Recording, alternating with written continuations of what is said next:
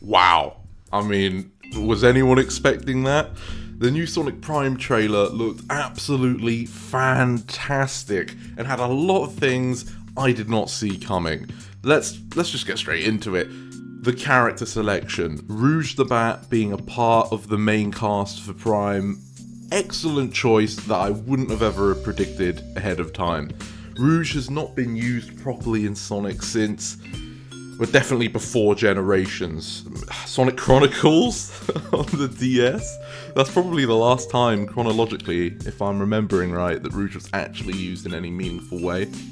And having her be in the main cast means we're going to get to see a lot more of her, but that also brings interactions between the other people in the cast as well. So it's not just about seeing the character, it's about seeing how that changes dynamics within the team.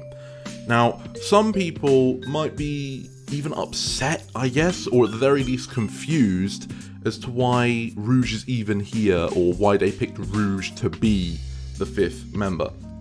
And one of the things I would like to say to that is that in the modern days of the Sonic community, there's this really rigid sense of the main four that's been crafted over time of Sonic, Tails, Knuckles, and Amy. But in the past, the Sonic series was way less rigid and formulaic than that.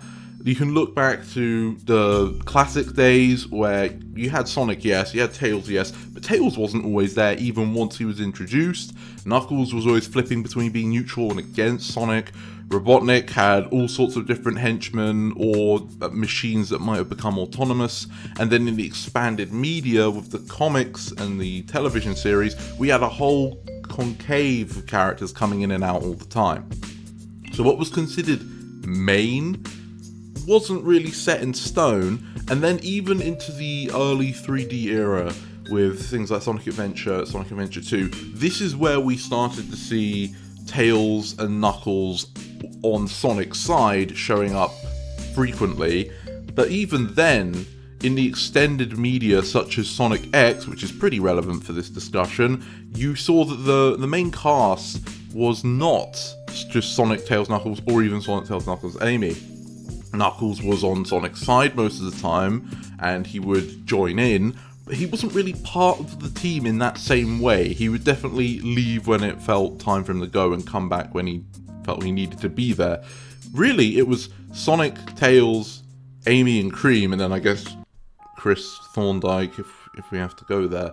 But it was really those four, which don't have any relevance as a team in the modern community of Sonic. I'm sure most people who have joined more recently wouldn't even know that, yeah, Sonic, Tails, Amy, and Cream, that was how it was for a bit. And then alongside that, you had Knuckles coming in, and then you had Shadow and Rouge sort of orbiting around that group, and they would do their own thing, but would end up teaming up on numerous occasions. And that idea sort of bled into other Sonic-related things around the time. You can kind of see that dynamic in Sonic 06, for instance, altered because there's different characters under different circumstances, but it's kind of there. Sonic Chronicles definitely picks up that sort of character dynamic for the team as well, though because it's 4 players, they do include the 4 we consider of Sonic, Tails, Knuckles, and Amy. But we're talking a whole lot about things that aren't Sonic Prime right now. Let's get back on track. The trailer looked great, the animations are very expressive and fluid, and I've been saying this since the previous trailers that I didn't think there was anything wrong with the animation. It gets the point across, and it does so in a very eye-catching way. We hear a lot more voices from Sonic, as well as a bit from Eggman and a shout-out from Tails, and yeah, the voices sound fine, no issue. They are pretty accurate to the characterizations of what we would expect. They are similar enough to previous voices, but they're bringing their own things to the table. Again, for most of them, we've barely heard anything. But yeah, what we've heard, I don't have any issues with it. I think they suit the characters well, and we don't need to be complaining about that. That just seems like a solid execution. The environment design, now that does look pretty interesting.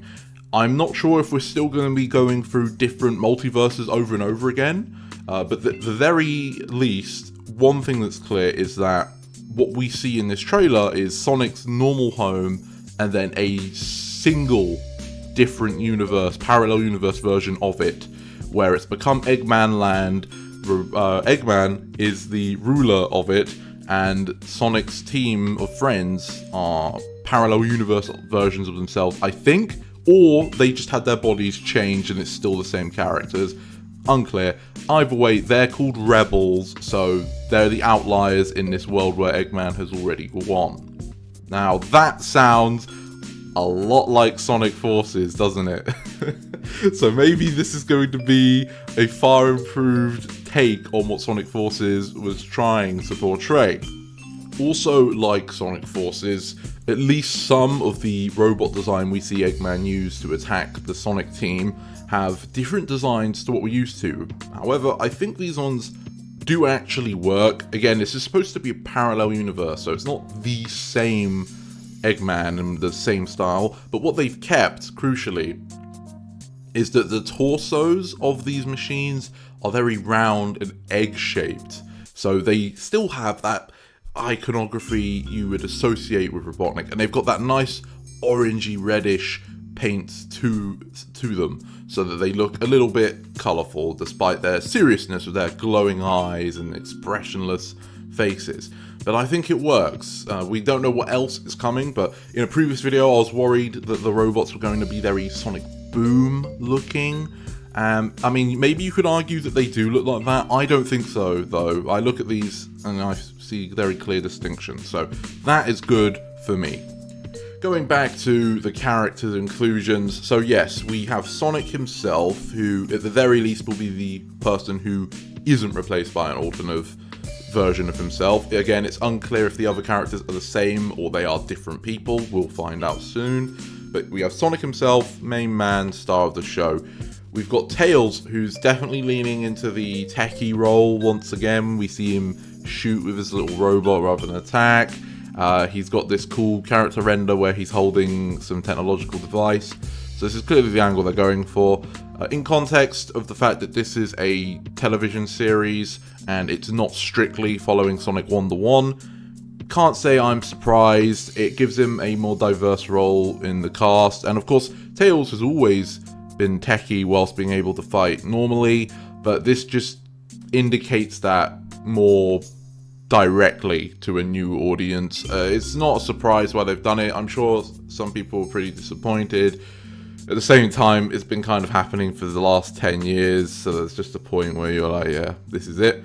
I'm not trying to sound negative though, because Tails still seems like Tails from what we've seen. He's just using more technology than in the games. That doesn't mean it will be bad, it's just an observation. Simple. Knuckles, he hits a bunch of stuff, so it's Knuckles.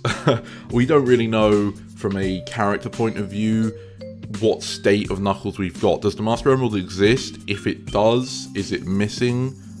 Has he had a rivalry with Sonic in the past? Does he still have a bit of a rivalry with Sonic right now? We don't know. Does he, is he still gullible? Hopefully he's slightly gullible without being ridiculous. Maybe they've given him a completely new personality trait. I don't know. We'll see. Rouge the Bat. Now, yeah, Rouge being here, it is interesting, but I also don't know in what form we're going to see her. Is she going to be completely just a member of the gang? They all get along, mostly anyway, and she's just like the rest of them? Or is she here through circumstance, and usually she wouldn't have spent so much time with the rest of them, but due to Eggman with his paradox crystal madness, she now is tied to their fates for the runtime of this show? Is it something completely different? We'll have to wait and see. Rouge typically is a character who, when she does get involved with these ones, it's for a goal.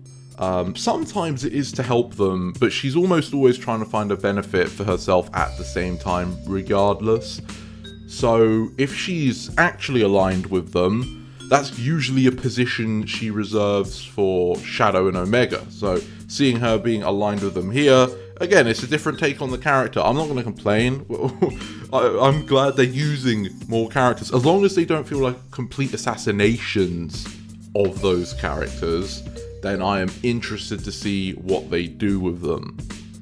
Shadow the Hedgehog, we know, is in this, in episode 1 as well, and that he fights Sonic. We don't know everything behind it. I've been saying that, again, it's a separate continuity. Shadow could be amazing in this. He doesn't always have to start off neutral, and he might become friendly later on.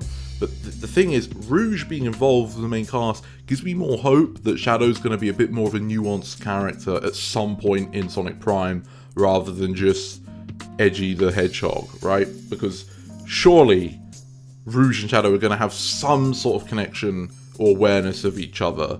But surely. If they don't, I mean, fine. I can't say I saw Rouge here in the first place, so I guess they can do whatever the heck they want. But I would be surprised if they just leave that completely untouched. Eggman himself, we don't know too much about him other than he was aware of the Paradox Crystal and he was intentionally breaking it. So I don't know if he did something beforehand to engineer the sort of outcome he was looking for, or if he somehow learned of the exact parallel universe they end up going to and knew that that was one where Eggman wins, so he wants to send everyone there.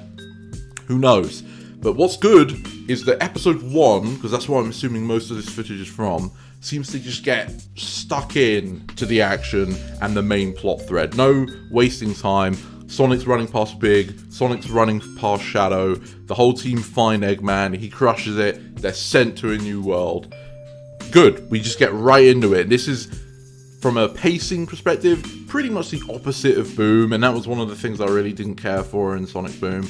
The odd, relaxed episode here and there is fine and fun, but for me, when we're talking about Sonic, having the whole show basically be a beach episode, yeah, that wasn't for me. This one seems to be going right to the fun stuff. And in this fun new universe, with Eggman being the winner, or at least he seems to own it, the characters all have outfit changes. And Sonic's does look like that accidentally leaked concept art we saw before. He's got those snazzy new shoes, he's got some new gloves. Still looks like Sonic, key importance there. Tails looks like some rough sort of punk kid who's annoyed at getting bullied all the time and dresses up aggressive. Knuckles looks like he's off the streets. Amy is bionicle. It reminds me a bit of Bunny Rabbit from Sat AM. Maybe, in fact, that was sort of the inspiration behind it. I don't know if her limbs can change out or stretch or whatever like that, but it reminds me a lot of that. And her design is the one the most that makes me question, are these same characters, or has Sonic lost them and these are the parallel universe versions of those characters? Because, yeah, that's a pretty radical change. If it is the same Amy, I wonder how she's going to take that. And then Rouge looks like some Gestapo member, so... She stopped being the spy, now she's the one that sends them. But yeah, these designs all look interesting. They're definitely going to catch the attention of people who haven't seen this trailer, that is for sure. They're referred to as rebels, so again, they are very clearly on the back foot here. I wonder if they'll be finding other Sonic cast members' alternate versions, and they're sort of trying to form a resistance stealthily under the eye of Eggman with them over time. Very unclear. Everyone thought originally it was going to be about hopping to numerous parallel universes, and that must still be true, because as I said, Sonic's wearing the shoes from the concept art, and that same collection of concept art showed this tribal looking Amy in a jungle. So maybe that's still a feature, it's just not every episode. Yeah, in fact, on that note, I really do hope that regardless of what they do with the episode structure, I hope there is a solid through line of a story that's pretty consistent from beginning to end. The Monster of the Week's sort of style doesn't interest me that much. It didn't really as a kid, and it really doesn't right now. I'm okay with it every so often. Again, like most things, moderation. But if it's the dominant one, then that might lose me. I much prefer knowing that there is a goal and that most things done progress towards that goal. Overall though, Sonic Prime is looking very, very good. It's actually something I'll be interested in watching, not just because, oh, it's got Sonic on it, or, oh man, I want to make a video on it. No, it does look interesting. It looks good. I don't have much negative to say. Again, there's always more that could show up, I guess, but I didn't see Rouge coming, so hopefully anything new is just as interesting and positively surprising.